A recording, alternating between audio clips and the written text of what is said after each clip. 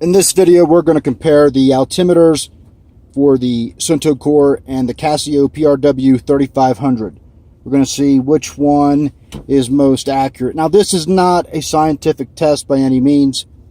What it's going to consist of, though, is me driving 33 miles from the elevation that I am now, 8,170 feet. That is confirmed using a known elevation. I calibrated the Casio to 8170 and the Suunto core to 8169. The reason why I cannot go to 8970 on the Suunto core, the reason why I cannot go to 8170 on the Suunto core is because it doesn't have that increment. And as you can see, the Casio is bouncing back and forth between 8165 and 8170. And that can happen with either of these altimeters at any given time, just considering the nature of their sensors. So what I'm doing, driving from 8170 feet to a final destination of 8,767 feet over the course of 33 miles. I believe the high point that I will achieve is 9,300 feet. The low point is probably going to be somewhere around 8,000 feet. I just say that so you have an idea of what's going on. Now we're going to see which one is closest to the final destination altitude of 8,767 feet. I'm in a pickup truck, and this is a clear day in Colorado. I didn't have a chance to look at the weather map or look at the distance between isobars. It's just a clear day.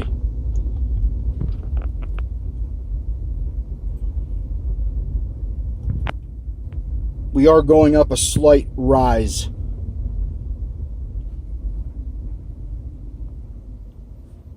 We are now stopped. Now I am moving again.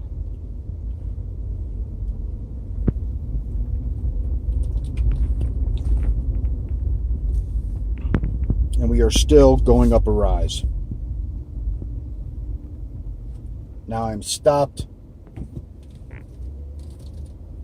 Moving again, going up a rise.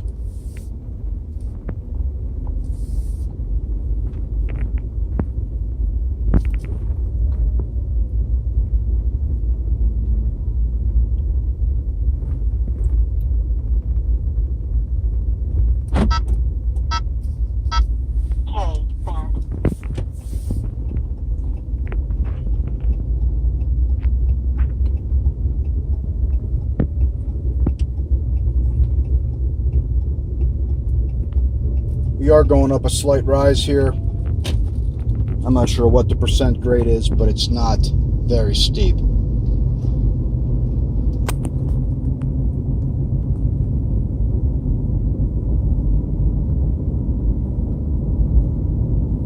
Speed I'm traveling is 40 miles per hour.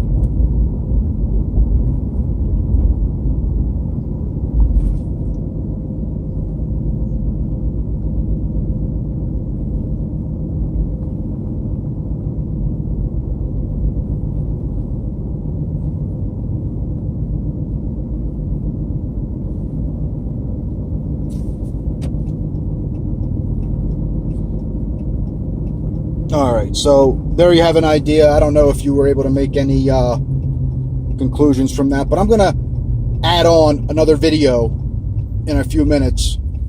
I got to stop for now. Once I get back in the truck, get the camera rolling again, I'm going to add that video too. We're going to see if we can see if there's any differences between these two in terms of response time and how close they've remained to one another. Stand by.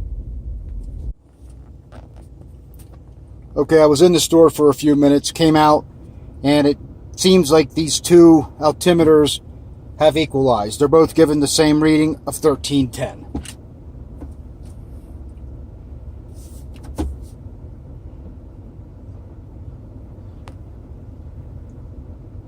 I'm not moving yet.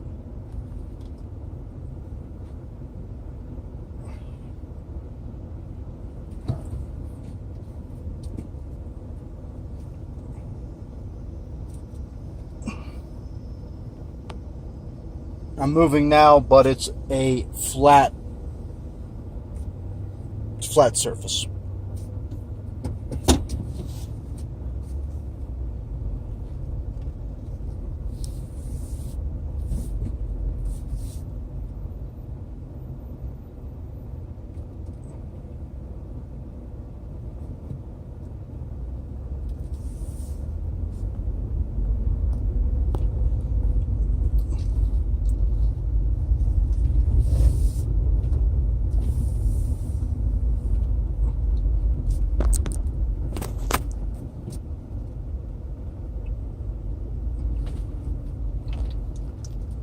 All right, now I'm going to begin a decline or a descent.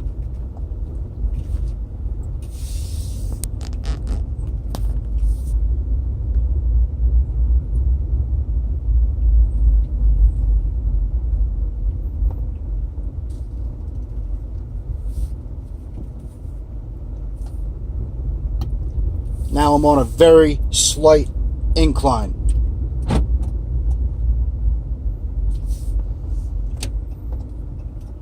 Now I'm stopped. What I'm trying to show you here is the response of these two altimeters. They're both going to be very close in terms of accuracy. Okay, now I'm beginning an incline.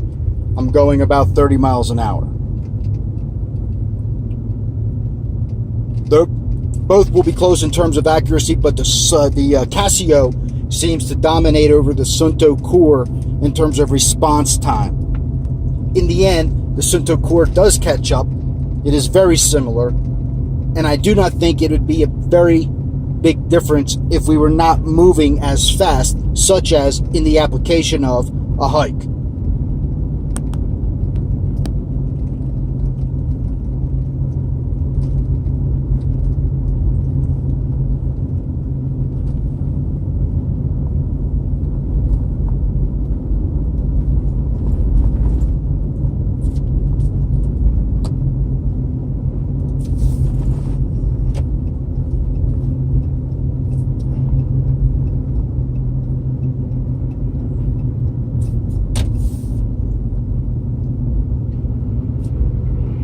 "35 miles an hour, we're still going up an incline.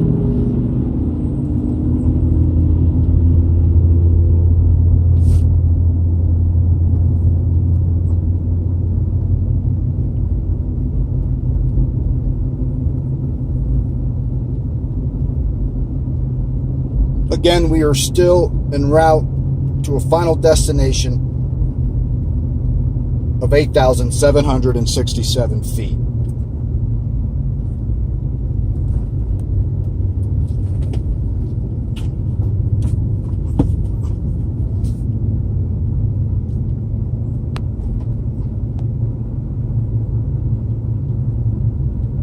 They are very close.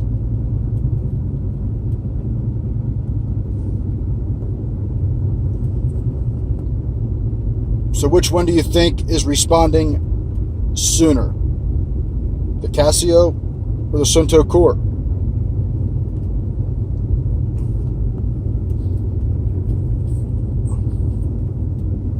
Coming to a red light where the light is red, and we will be stopping. We are now stopped.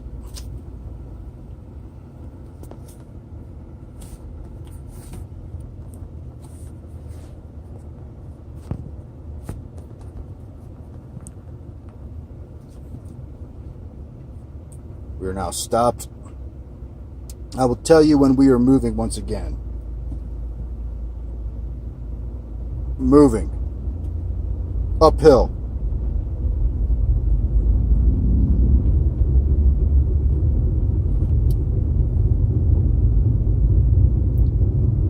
From what I'm seeing, it seems like the Suunto core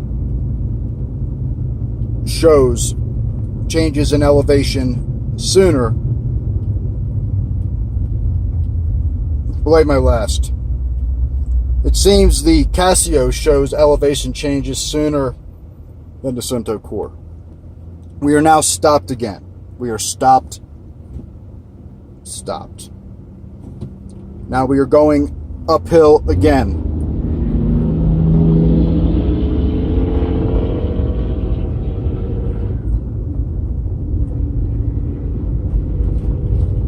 It seems the Casio has already showed 15 feet of elevation increase before the Suunto core showed its elevation increase. Regardless, we are still climbing up a hill.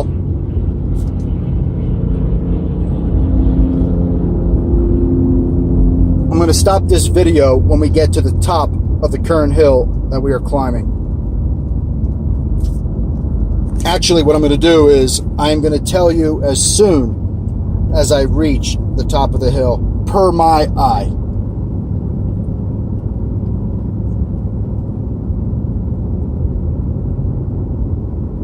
Yeah, I mean, it really does seem like the Casio initiates the change in elevation, or shows the change in elevation sooner than the Suunto core. We have now just about leveled out, and I will tell you when we begin the descent.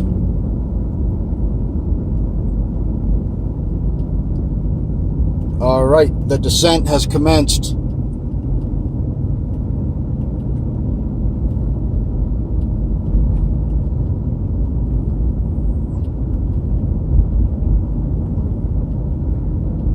We have now leveled out on that descent, and we are beginning a new ascent. We are now going up in elevation.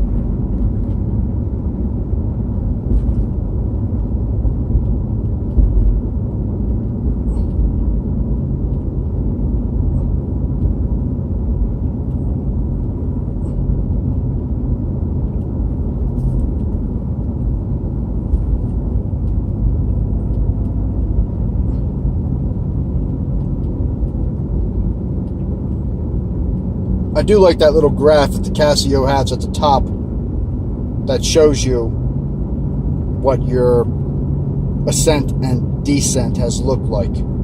I believe each tick mark is 5 minutes, but I'm not sure. We are still climbing, by the way, for those who are wondering. We are approaching the crest of the hill. We are at the crest of the hill right now, and we are beginning a descent.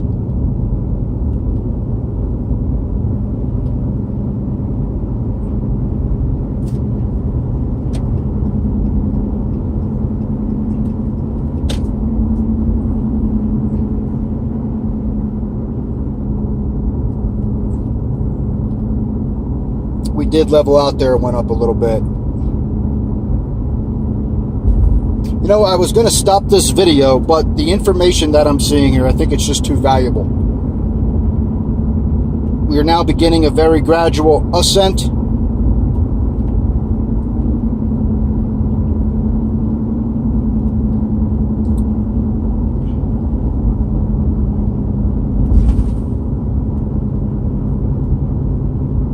We have now reached the crest. We are now descending.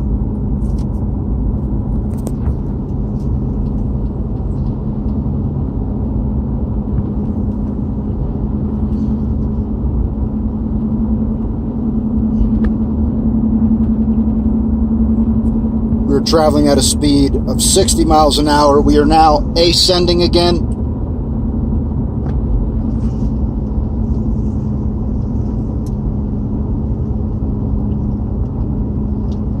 We have reached the crest of the hill. Now we are descending.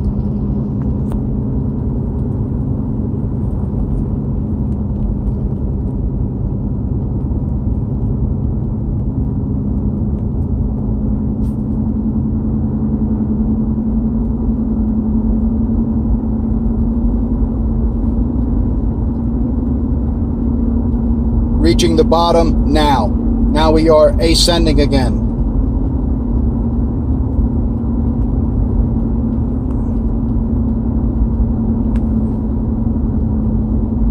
it really does seem the Casio is more responsive. It's picking up the short descents with the, so a fast descent, fast ascent.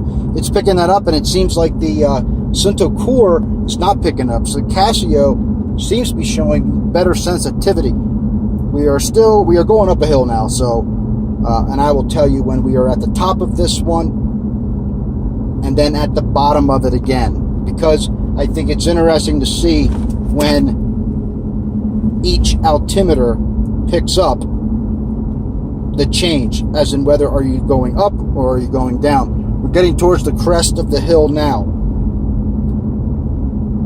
I will say crest when we have reached the crest. Crest.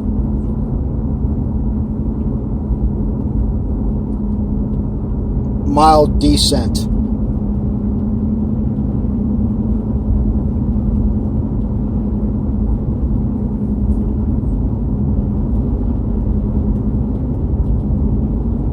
If you're just interested in which one is closest to the altitude of the final destination, go to the last 2 minutes of this video.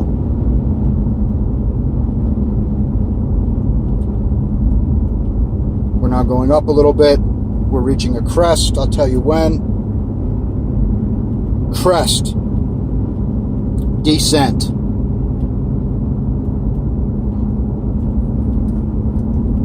So yeah, just go to the end of the video, the last 2 minutes. You can watch that, and you'll see which one was closest to the altitude at the final destination. But I think this is very interesting what we're seeing. Please, you tell me which one seems to be more responsive. Perhaps there is an element of this is in the eye of the beholder. We are now beginning an ascent, coming to a stoplight. As you can see, the Suunto core has been my EDC watch for about 2.5 years. I haven't had any of the problems that a lot of people say about it. The buttons have not, become sticky. I've had no issues with the band being super fragile. After 2.5 years, the band finally broke. So I thought I'd look into something new, the Casio.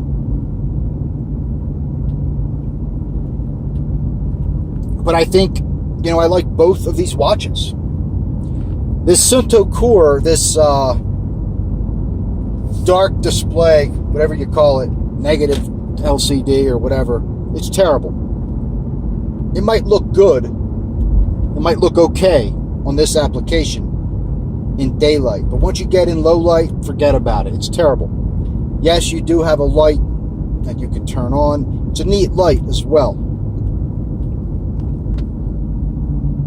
But I definitely like the display of the Casio better. Now the Casio display looks a little washed out in this video. I have a bright sun coming in the window and striking it.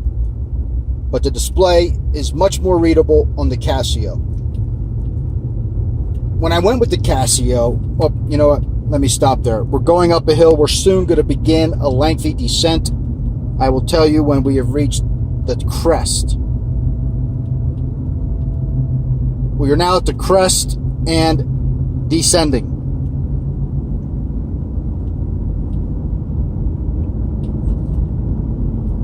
So, when I got the Casio, I did a little research just to see what people were saying about it. The general consensus is the altimeter is not as accurate as the Suunto core. However, I got the Casio anyway, and there are a few reasons why. The Suunto core doesn't come close to the Casio's water resistance. The Casio is 200 meters. I would feel comfortable swimming with the Casio at that kind of rating, doing some snorkeling perhaps. I've had other Casio watches that were rated for 200. I used to swim with them all the time. I used to take showers with them, and I even did some things that you were not supposed to do. I took them into hot tubs and saunas and never had a problem. That was with 200-meter ratings on Casio. They were G-Shocks. However, these do have some more sensitive sensors. I don't know if these could withstand that. I do think they would be fine with swimming.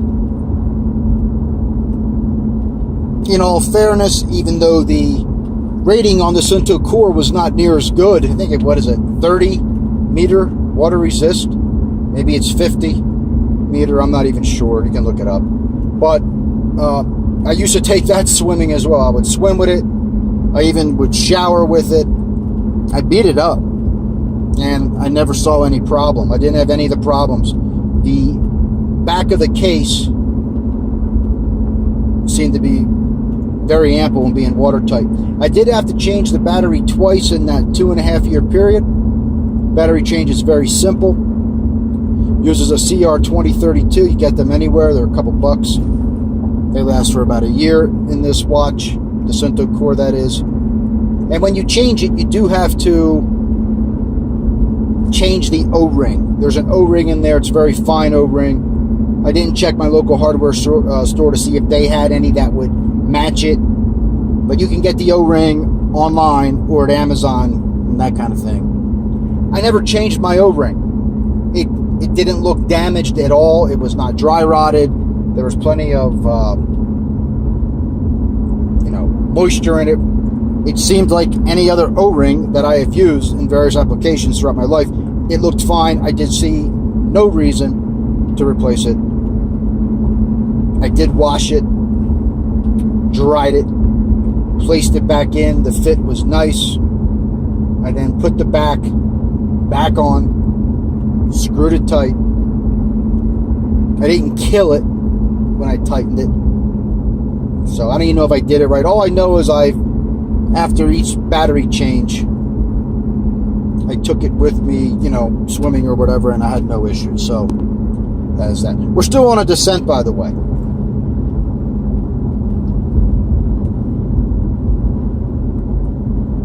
So yeah, I went with the Casio because even though, changing the battery once a year in the Suunto core is not a big deal. It's very easy to do. I didn't like that idea that the battery only lasted a year. Yes, it's very simple to simply carry a few batteries, put them in your backpack, put them at the camp, your cabin, whatever. Have a few on hand. But for some reason, it just didn't sit right with me. It's not an issue, though. It's a personal issue, okay? The Casio has the solar. I like that. The Suunto core wasn't the most accurate timekeeper. Mine would tend to gain a little time. Guess that's better than losing time. It was not a drastic issue over the course of a year. I don't even know if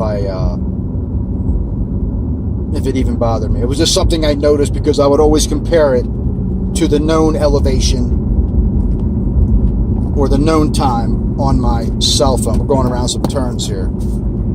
It's a very dangerous road, so bear with me here. I will fix that.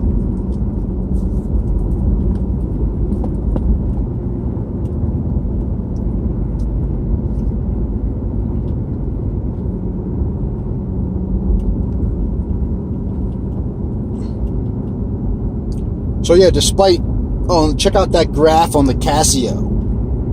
It's definitely doing what we're doing. We're making a pretty steady descent here. And it's looking pretty accurate. So yeah, none of those things were enough to stop me from getting the Suunto core to begin with. It is what I got 2.5 years ago. I've had no issues with it. And I am not easy on my watches.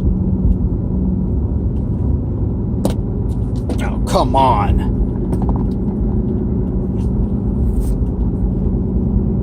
All right, now we're beginning a very gradual ascent.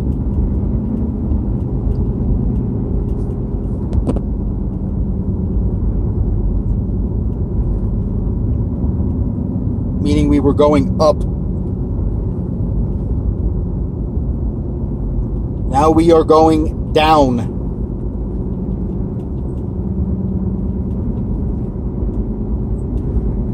See, it seems that Casio consistently registers those changes in elevation sooner than the Suunto core. Oh, and I love the light on the Casio. It's a bright light. It's a nice, cool, white LED. Illuminates the entire display nicely.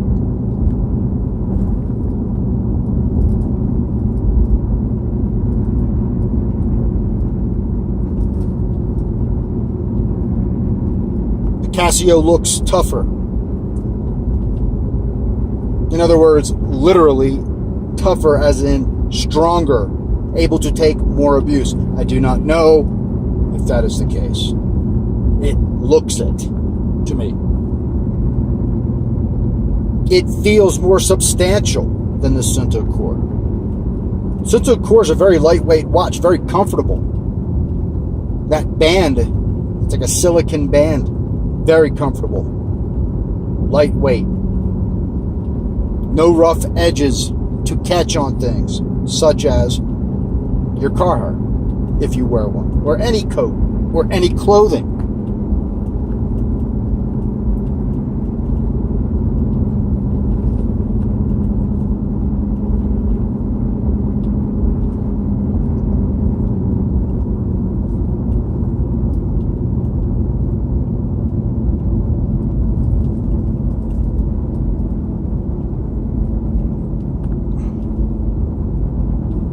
The bezel on the Suunto core scratches easily.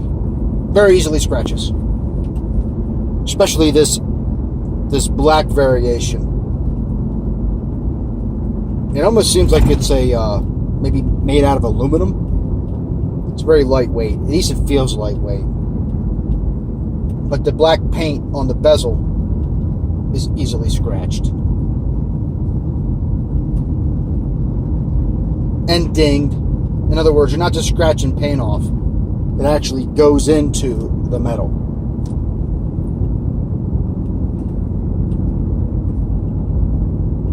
Okay, our rate of descent is going to level out here a little bit.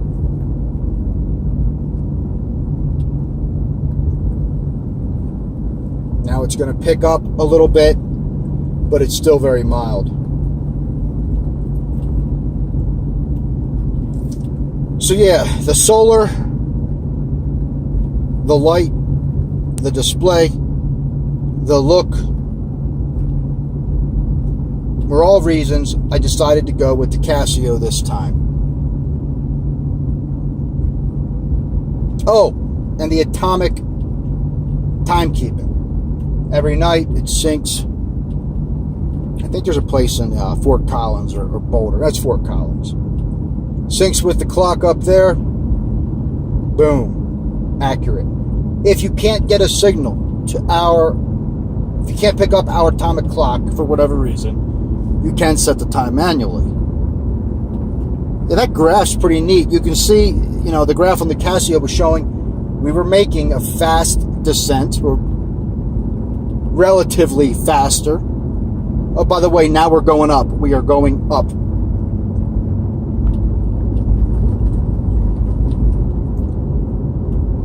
I can't tell which one registered it first. Looks like the Casio did. We are now approaching the crest. We are on the crest.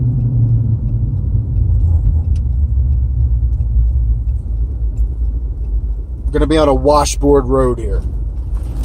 Washboard road, so it's not going to be fun.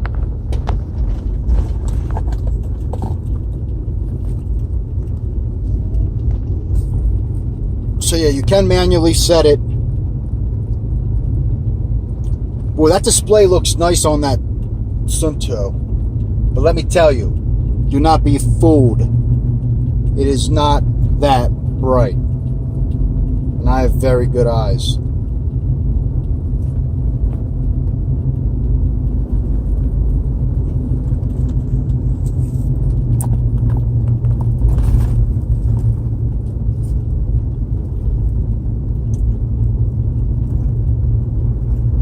But as you can see, it does look like they're both pretty close in terms of accuracy. They're both very close. They're neck and neck, give or take a couple feet. So yeah, everyone told me this road's a mess. Really bumpy. So that thing's going to be moving around. But everything I read, I shouldn't say everyone told me, everything I read said that the Suunto is more accurate by maybe 100 feet. I don't know if that's the case, but that's not a big deal. I would see some people write about how that was such a significant thing for them.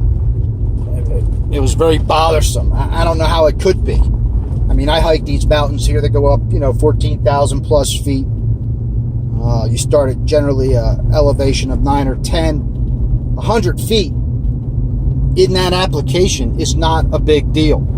You know right where you're at on the mountain, which is what you want the altimeter for. They're probably even more accurate than airplane altimeters. Alright, so this thing's being very difficult to film on this road.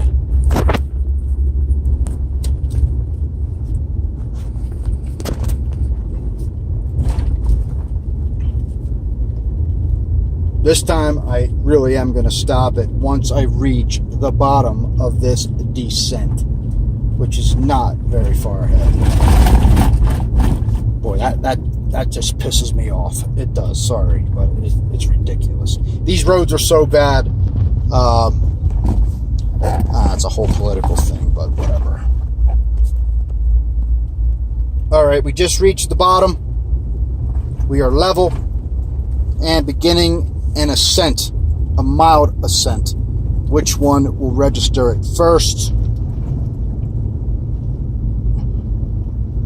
Boom.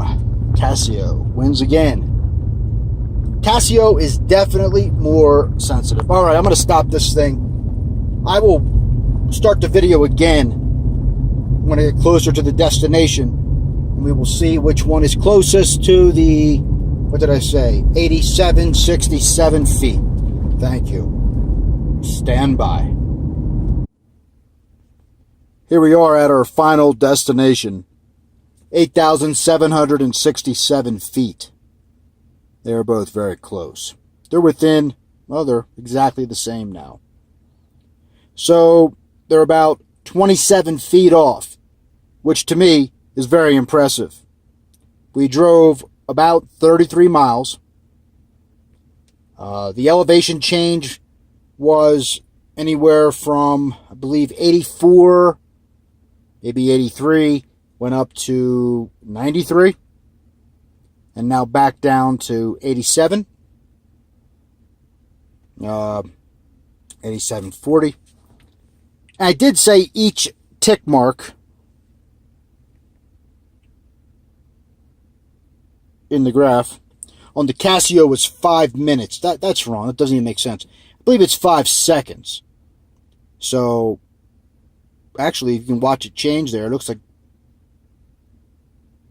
maybe it's a couple seconds. I don't know. Regardless, it's a neat little graph.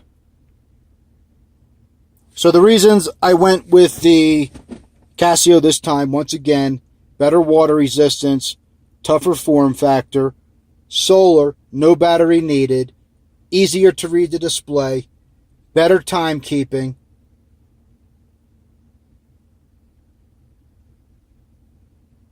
That water resistance is nice.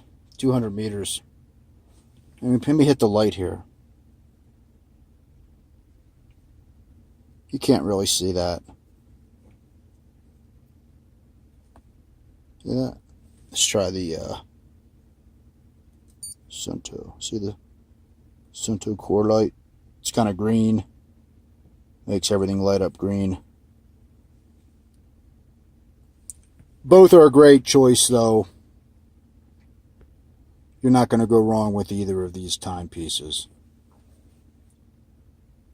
Not at all.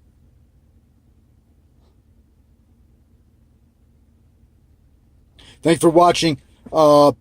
Make sure you leave a negative comment in the comments below. And click the dislike button, please.